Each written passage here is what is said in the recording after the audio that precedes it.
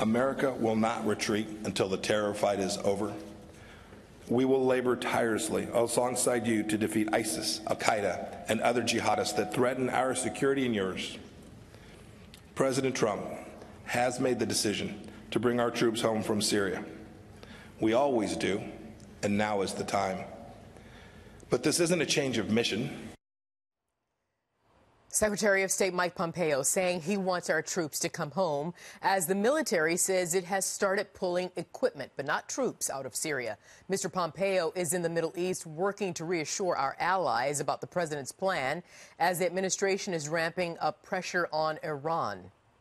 We are very hopeful that we will get the bad actors in the region, the Russians and the Iranians, to come to the table, along with the regime and all the other stakeholders in there, to come to the table and have conversations about what a post-Civil War political structure might look like in Syria.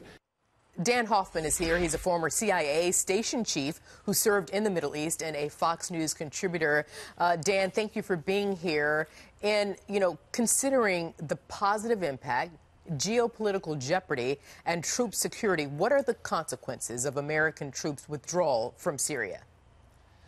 Well, it's a little bit early to be talking about withdrawing our troops. At this point, as you mentioned, it's just some equipment. I do think that there's a potential contradiction here. Secretary Pompeo, in his speech in Cairo, emphasized that when the U.S. retreats, chaos follows, and he was highlighting, and rightly so, lessons learned from the Obama administration when we withdrew our troops from Iraq, and ISIS followed in that vacuum and took over such geographic space in Iraq and in Syria. The question now before us is whether those 2,000 U.S. troops are indispensable to finishing the fight against ISIS. And, Ambassador Bolton has highlighted that they should remain until ISIS is defeated and until Turkey guarantees that they won't attack the Kurds. Because they have not guaranteed that. Turkey has not guaranteed that. So, and I understand your point. I mean, during the trip to the Middle East, you want to ask, what is the message and agenda for Secretary of State Pompeo, National Security Advisor Bolton, who was there earlier in the week? What is the agenda and who is their target audience? I mean, and furthermore, Dan, do these chief ambassadors of U.S. foreign policy take with them a cohesive method and plan in concert with President Trump? Right. Well, the potential contradictory element of this is the United States wants our regional partners to take responsibility for their own security. And that was something that Secretary Pompeo emphasized. He also highlighted that the United States is a true friend and a loyal ally to our partners in the Middle East, unlike China, unlike Russia. And he emphasized that our two key enemies are Iran and ISIS, and they remain so. And so there's a little bit of tension between how much skin in the game the United States will have, how many forward deployed troops we will have, with all that goes along with that, including intelligence collection, training assist to the Kurds, and maybe most importantly, deterring the Turks where planning is ongoing for attacks against the Kurds.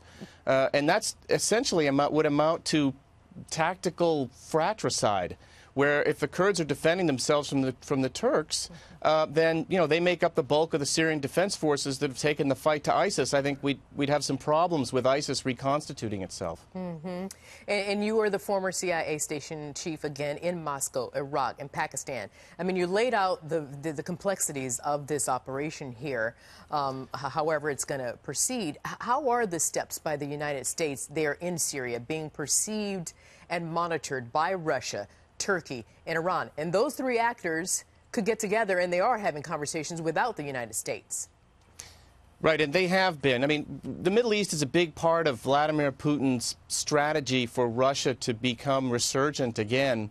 And I think he saw Syria way back in the Obama administration when we didn't enforce the red line as an opportunity, as a force multiplier for Russia to gain leverage and influence.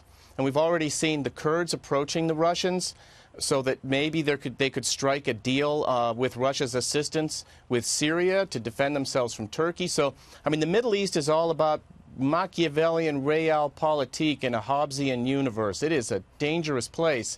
And without the United States, the question is whether, without without our influence, whether it reverts to that state, which is so dangerous and creates so much of a humanitarian catastrophe that these extremists, radical Islamic extremists, prey upon. So I think the Russians see an opportunity with the removal of our troops. I know that they've lauded the decision by the United States and their own media to do so. I think Turkey is nervous because I think they know they need our military enablers, especially our artillery. And I think Syria would just like to get us out because they know that we've been standing up with the Syrian opposition against Assad's brutal, repressive regime, which has used chemical weapons. Right. I mean, so many more questions, Dan. We'll have to get you back because I'm told we're out of time. But I do want to quickly, if I can get a quick answer from you, what are you most concerned about in the wake of, should there be a complete American troop withdrawal from Syria?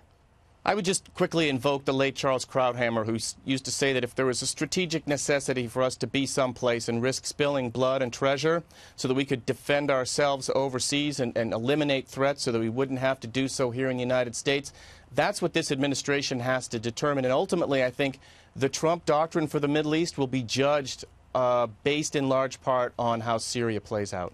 Dan Hoffman, we'll leave it there. Thank you very much for your analysis, Dan. Thank you.